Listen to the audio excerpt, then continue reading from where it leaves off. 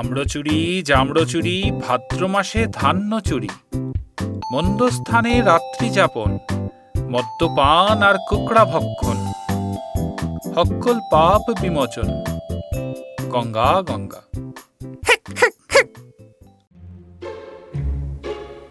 নমস্কার, আমি সুমিত। কলিকাতা প্রাইমে আজকের নিবেদন পরশুরাম রাজশেখর বসুর লেখা গল্প ধনুমামার হাসি। রচনাকাল ১৩৬২ বঙ্গাব্দ, ইংরাজি ১৯৫৫ সাল। শুনতে থাকুন।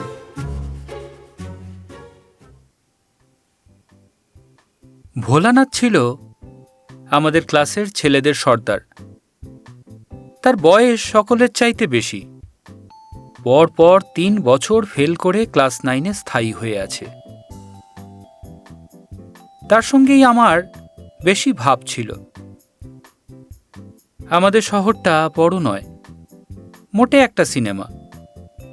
মাঝে মাঝে ফুটবল ম্যাচ হতো, পুজোর সময় থিয়েটারও হতো, পুজোও হতো জাঁকিয়ে। এসব ছাড়া আমাদের ফুর্তির অন্য কোনো উপায় ছিল না।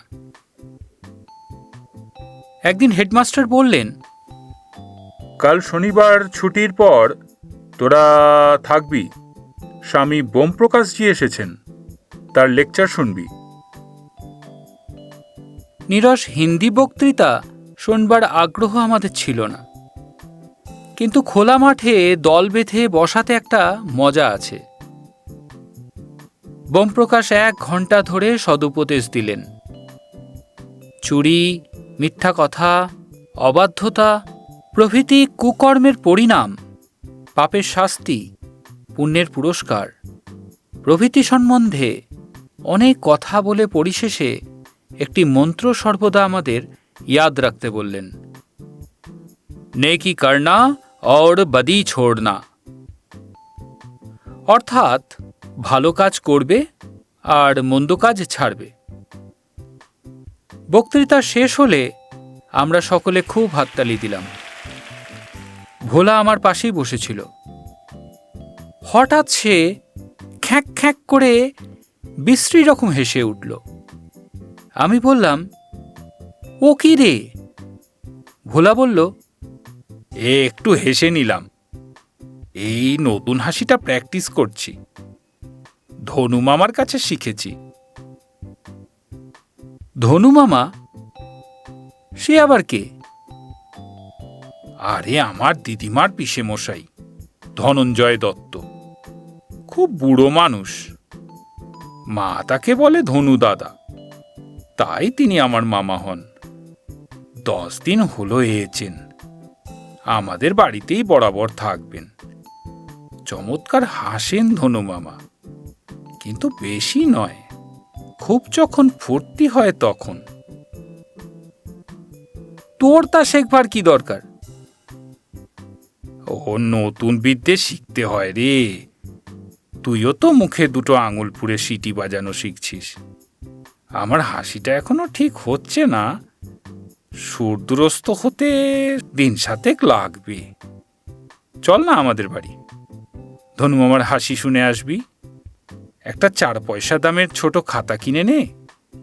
ধনু মামা যদি জিজ্ঞেস করে, কি করতে এসেছ হে ছোকরা, তুই অমনি খাতাখানা এগিয়ে দিয়ে বলবি, আগে একটা বাণী নিতে এসেছি। মোড়ের দোকান থেকে খাতা কিনে ভোলার সঙ্গে চললাম। তার বাপ ঠিকাদারি করেন, বেশিরভাগ বাইরেই ঘুরে বেড়ান। বাড়িতে তার মা আছেন, 2 ছোট ভাইও আছে। ভোলার কাছে শুনলাম ধনঞ্জয় দত্তর 3 কুলে কেউ নেই, কিন্তু বুড়োর নাকি বিস্তর টাকা। তিনি ওদের বাড়িতে স্থায়ী হয়ে বাস করবেন, এতে ভোলার বাবা আর মা খুব খুশি হয়েছেন। ধনু মামা রোগা বেটে মানুষ, গায়ের রং কালো, তোবড়া গাল, আসল বা নকল কোনো দাঁতই নেই। সাদা চুল, খোঁচা খোঁচা সাদা দাড়ি গোঁফ।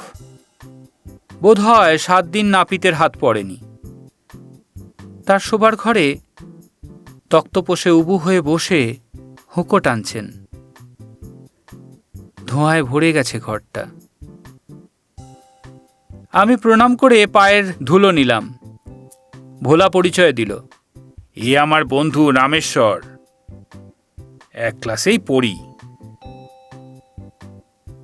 ধনুমামা কপাল কুঁচকে আমার দিকে তাকিয়ে ব্যাঙের মতন মোটা গলায় বললেন, কি মতলবে এসেছিস রে? খাতাটা এগিয়ে দিয়ে বললাম, আগে বাণী নিতে। বাণী? সে আবার কি?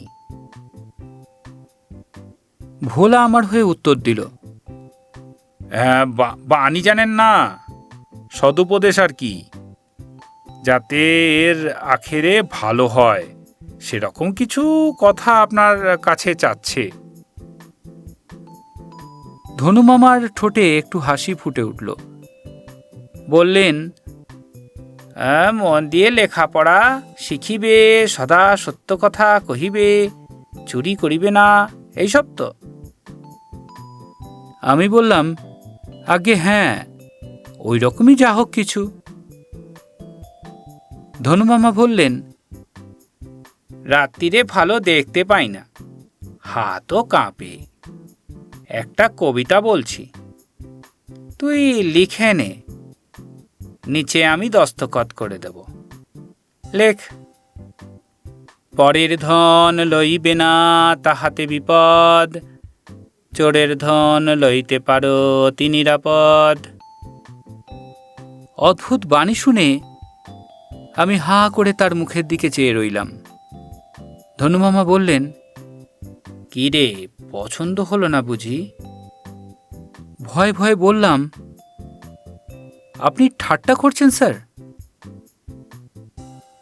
ধনুমামা মাথাটি পিছনে হেলিয়ে চোখ মিটমিট করে ওপর দিকে চাইলেন।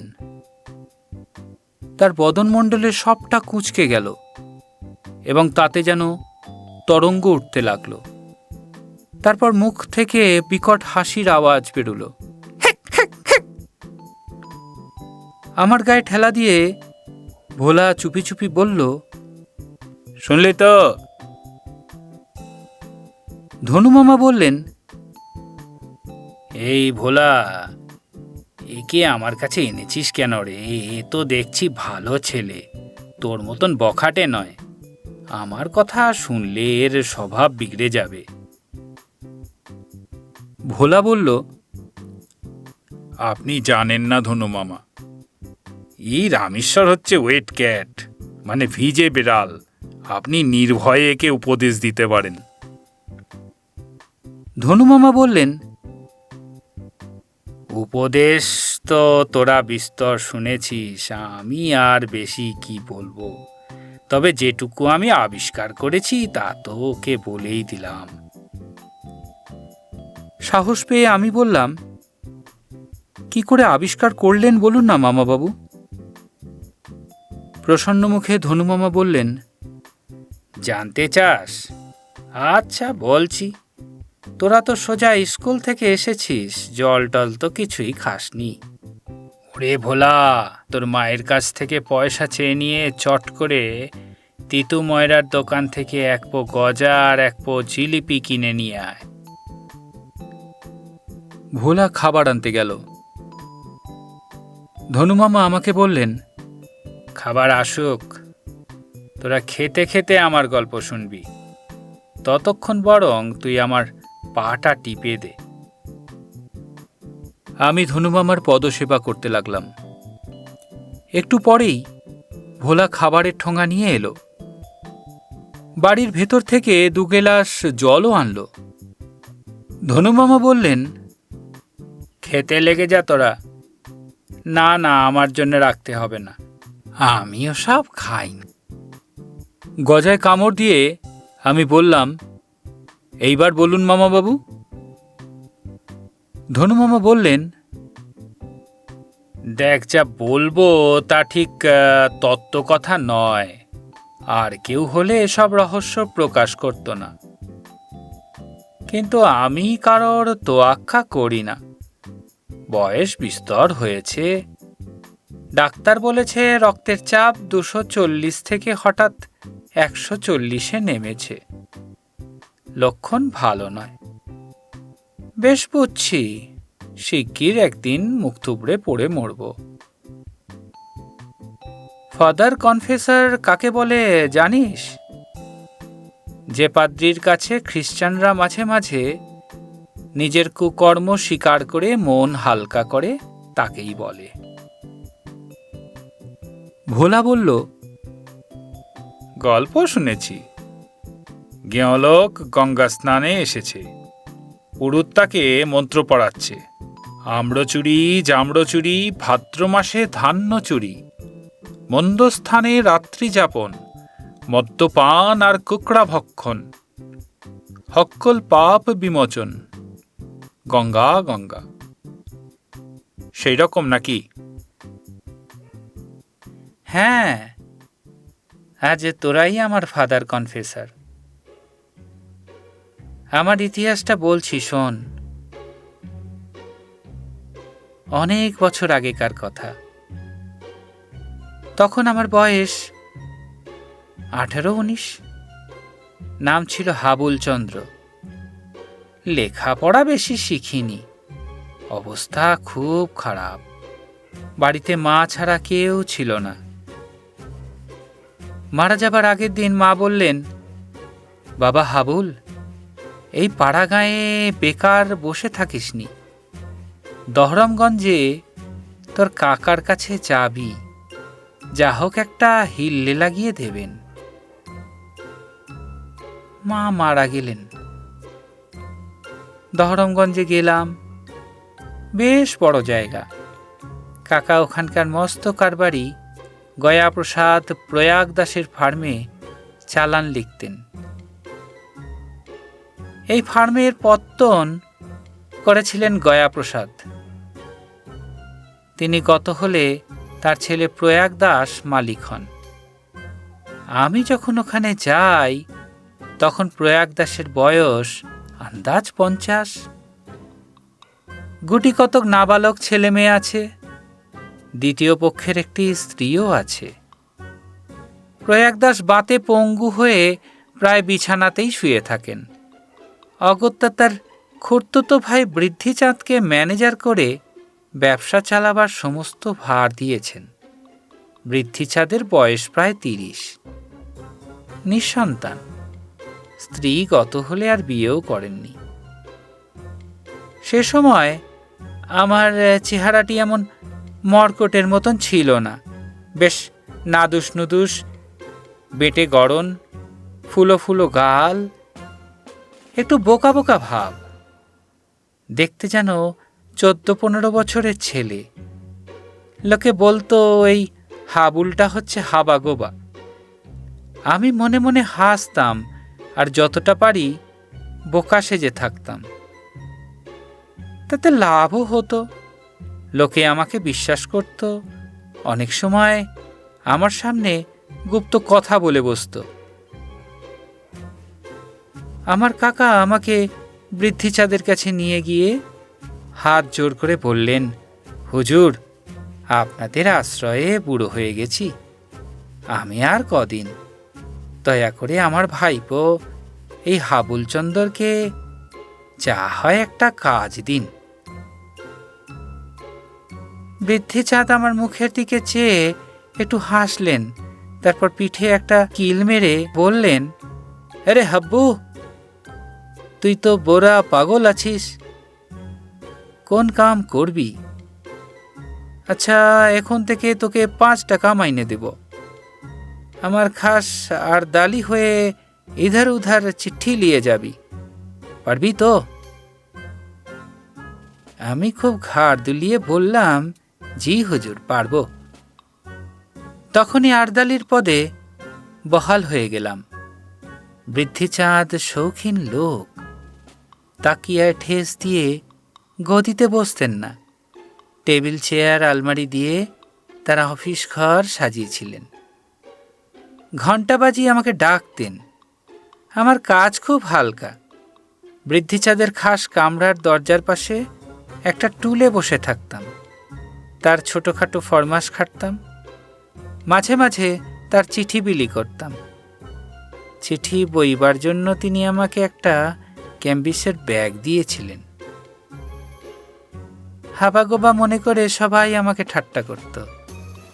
আমি ফ্যাল ফ্যাল করে চেয়ে থাকতাম আর বোকার মতন হাসতাম, কিন্তু কান সর্বদা খাড়া থাকত।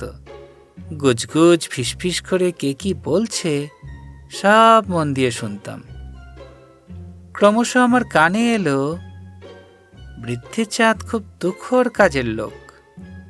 সকলের সঙ্গে তার ব্যবহারও ভালো, কিন্তু হাত টান আছে। ফার্মের টাকা সরিয়ে থাকেন, জুয়ো খেলেন, নেশা করেন, অন্য দোষও আছে। রামনবমীর দিন ওদের নতুন খাতা হতো, আর আগের দিন বড় বড় খদ্দেরেরা তাদের দেনা চুকিয়ে দিত। আমি বহাল হবার পরে 5-6 মাস পরেই ওদের বছর খাবার হলো, যাকে বলে সালতাম আমি। রাত্রি পর্যন্ত কাজ চলবে, তাই আমাদের জলখাবারের জন্য প্রচুর কচৌরি আর লাড্ডু আনা হলো। অনেক রাত পর্যন্ত টাকা আসতে লাগলো। বৃদ্ধিচাঁদ তার কামরায় বসে নিজেই নোট আর টাকা গুনতি করতে লাগলেন। আমি নোটের বান্ডিল বাঁধতে লাগলাম। চেক খুব কম, খুচরো টাকাও কম, বেশিরভাগই 500, 100 আর 10 টাকার নোট। রাত 11টার সময় কাজ শেষ হলো। আমলারা ছুটি পেয়ে চলে গেল। বৃদ্ধিচাঁদ আমাকে বললেন, হিসাব মিলাতে আমার কিছু দেরি হবে হাব্বু, তুই দরজায় বসে থাক, আমার কামরায় কাকেও ঢুকতে দিবি না। আর শোন, এই প্যাকেটটা তোর কাছে রাখ। কাল মথুরানাথ মিসিরের কিতাবের দোকানে ফিরত দিয়ে বলবি এসব জাসুসি কাহানি বৃদ্ধিচাঁদজি পড়তে চান না। ভক্তমাল গ্রন্থ যদি থাকে তো তাকে যেন পাঠিয়ে দেওয়া হয়। বইয়ের প্যাকেটটা আমার চিঠি বিলির ব্যাগে পুরে আমি কামরার বাইরে পাহারায় বসলাম। বৃদ্ধিচাঁদ দরজা বন্ধ করে হিসাব মেলাতে লাগলেন। দরজার কবজার কাছে একটু ফাঁক ছিল, তাই দিয়ে আমি উঁকি মেরে দেখতে লাগলাম। ঘরে কেরোসিনের একটা বড় ল্যাম্প জ্বলছে। বৃদ্ধিচাঁদ টেবিলের ওপর নোটের বান্ডিলগুলো নড়াচড়া করছেন। মাঝে মাঝে একটা বোতল থেকে মদ ঢেলে খাচ্ছেন। তার ঠোঁটে হাসি ফুটে উঠল।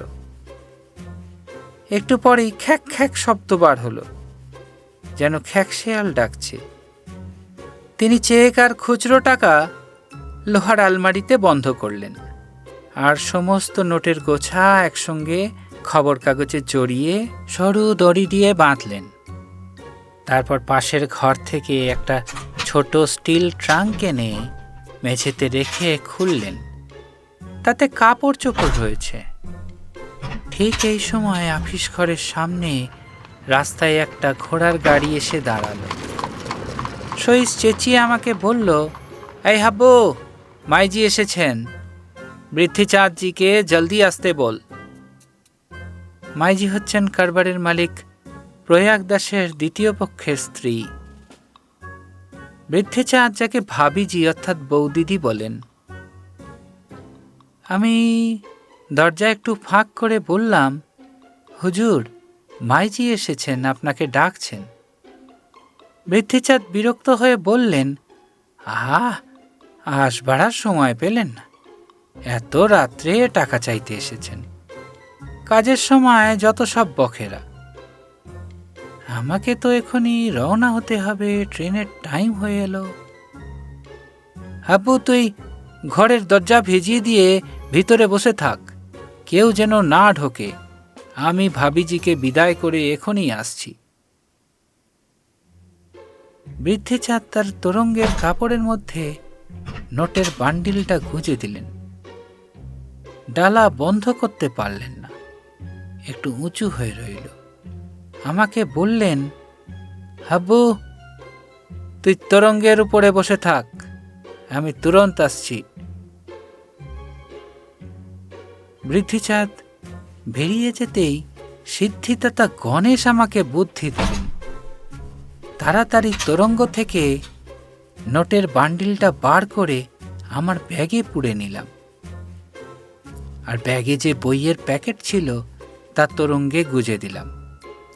নোটের বান্ডিল আর বইয়ের প্যাকেট আকারে প্রায় সমান ছিল। একটু পরে বৃদ্ধিচাঁদ ফিরে এলেন। দেখলেন আমি তোরঙ্গের উপর গট হয়ে বসে আছি। আমার চাপে ডালাটি ঠিক হয়ে বসেছে। ডালা একটু তুলে ভেতরে হাত দিয়ে দেখলেন বান্ডিলটা ঠিক আছে কিনা। তারপর চাবি বন্ধ করে বৃদ্ধিচাঁদ ব্যস্ত হয়ে আমাকে বললেন, আমি এখনই বহরমপুর রওনা হচ্ছি, ব্যাংকে টাকা জমা দিতে হবে, আর সময় নেই। তুই আমার তোরঙ্গটা স্টেশন পর্যন্ত পৌঁছে দে। বৃদ্ধিচাঁদ আপিস ঘরে তালা লাগিয়ে তার চাবিটা আমাকে দিয়ে বললেন, কাল সকালে বৈদ্যনাথ বাবুকে দিয়ে আসবি। বৈদ্যনাথ ছিলেন ফার্মের বড় বাবু, দূর সম্পর্কে মালিকের শালা। আমার ব্যাগটা কাঁধে ঝুলিয়ে আর বৃদ্ধিচাঁদের তোরঙ্গ মাথায় নিয়ে আমি আগে আগে চললাম। বৃদ্ধিচাঁদ আমার পেছনে চললেন। স্টেশন খুব কাছে। সেখানে পৌঁছে টিকিট কেনা মাত্র ট্রেন এসে পড়ল। তোরঙ্গটা আমার হাত থেকে নিয়ে বৃদ্ধিচাঁদ উঠে পড়লেন আর আমাকে একটা 10 টাকার নোট দিয়ে বললেন, তোর বকশিস। তখনই ট্রেন ছাড়ল। আমি তাড়াতাড়ি কাকার বাসায় ফিরে এলাম, আর নোটের বান্ডিল শুদ্ধ ব্যাগটা বালিশের ওপর মাথায় দিয়ে শুয়ে পড়লাম। ঘুম মোটেই হলো না।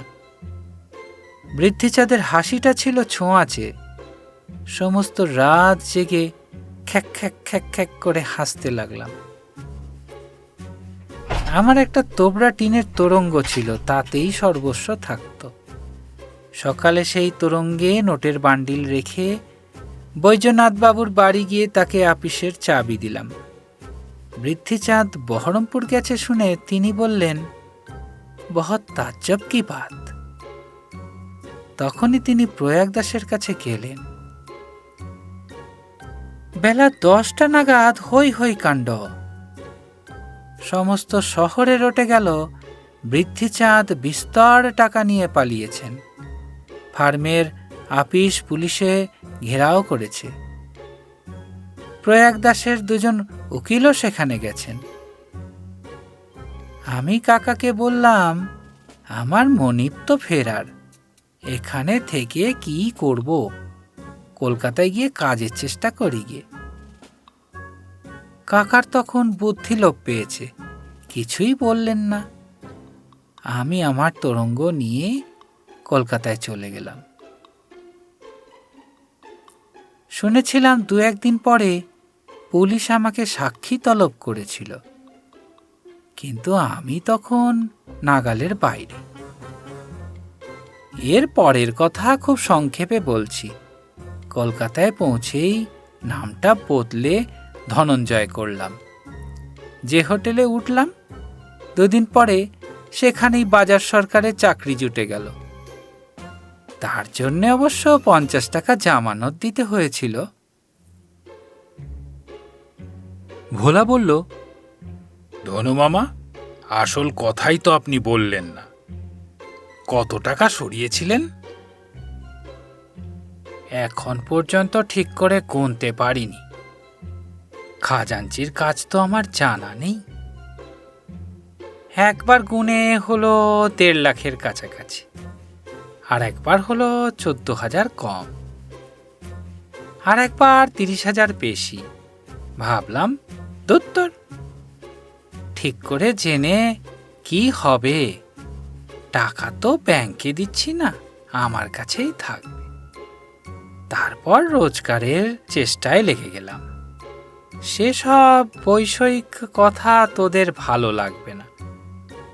একটা বিয়েও করেছিলাম, কিন্তু বউটা টিকলো না। আমার এই রূপ বাঁধানো কলি হুঁকোটি সেই বিয়েতেই দান পেয়েছিলাম।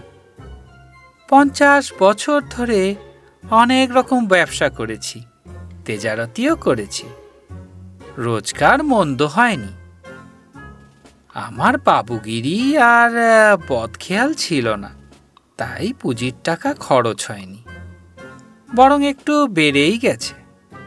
শেষ বয়সে আর রোজগারের ইচ্ছা রইল না, শক্তিও গেছে। তাই কলকাতা ছেড়ে নিরিবিলিতে বাস করতে এসেছি। এইবার গীতাখানা একবার পড়ে ফেলতে হবে। ভোলা বলল, বৃদ্ধিচাঁদের কি হলো? তার নামে হুলিয়া বেরিয়েছিল। শুনেছি তিনি সাধু সেজে হরিদ্বারে ছিলেন। পুলিশ সেখানেই তাকে ধরে। অনেক দিন মামলা চলল। বৃদ্ধিচাঁদ তার জবানবন্দিতে বলেছিলেন, চুরি তো করেছে সেই শয়তান হাব্বু শালা। আমি শুধু বদনামের ভয়ে ভেগেছিলাম। তার কথা কেউ বিশ্বাস করেনি। বৃদ্ধিচাঁদের নিশ্চয়ই জেল হতো, কিন্তু তার ভাবিজি তাকে বাঁচিয়ে দিলেন। স্ত্রীর অনুরোধে প্রয়াগ দাস মোকদ্দমা মিটিয়ে ফেললেন। শুনেছি বৃদ্ধিচাঁদ আসামে গিয়ে কাঠের কারবার ফেঁদেছিলেন। ভোলা বলল, আচ্ছা ধনু মামা, আপনার অত টাকা কাকে দিয়ে যাবেন? তোর মাকে অনেক টাকা দেব। আমার খুব সেবা করছে কিনা, বাকি আমার সঙ্গেই যাবে। সে কি, মরে গেলে কেউ টাকা সঙ্গে নিয়ে যেতে পারে নাকি? আমি ঠিক পারবো, তোরা দেখে নিস। ধনু মামার কথা শেষ হলো। আমি তার কাছে বিদায় নিয়ে বাড়ি চলে গেলাম। 7 দিন পরে একজন লোক আমাদের স্কুলে খবর দিল, ধনু মামা হঠাৎ মারা গেছেন। ভোলাকে তার মা এখনই বাড়ি যেতে বলেছেন। ছুটি নিয়ে আমিও ভোলার সঙ্গে গেলাম। ধনু মামাকে উঠোনে শোয়ানো হয়েছে। তার মুখ একটু ফাঁক হয়ে আছে, যেন হাসতে হাসতেই মারা গেছেন। পাড়ার জনকতক মেয়ে পুরুষ ভোলার মাকে সান্ত্বনা দেবার চেষ্টা করছেন। তিনি চিৎকার করে হাত পা নেড়ে বলছেন, পাজি হতভাগা নিমক হারাম বুড়ো, এতদিন সেবা যত্ন করলাম আর দিয়ে গেলেন মোটে 200। সর্বনেশে কুচুন্ডে চচ্চর ছ্যাঁচর, আমাকে না হয় ফাঁকি দিলি, দান ধ্যানের জন্যও তো রেখে যেতে পারতিস। ভোলা খোঁজ নিয়ে আমাকে যা জানালো তা এই, ধনু মামার তোরঙ্গ থেকে 2টো বান্ডিল আর একটা লেখা কাগজ বেরিয়েছে। ছোট বান্ডিলটার ওপর লেখা আছে, ভোলার জননী কল্যাণিয়া শ্রীমতী নন্দরানীকে আমার উপার্জিত এই 200 টাকা নগদ দান করিলাম, ইহাই যথেষ্ট। স্ত্রীলোকের অধিক লোভ ভালো নহে।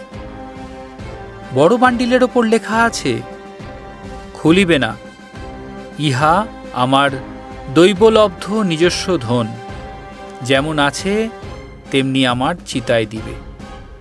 কাগজটায় আরও লেখা আছে, আমার যে রূপোয় বাঁধানো ঢাকাই কলিহুকা আছে, তাহা শ্রীমান ভোলানাথ পাইবে, এবং আমার অঙ্গুলে যে রূপোর গণেশ মার্কা আংটি আছে, তাহা ভোলানাথের বন্ধু শ্রীমান রামেশ্বর পাইবে।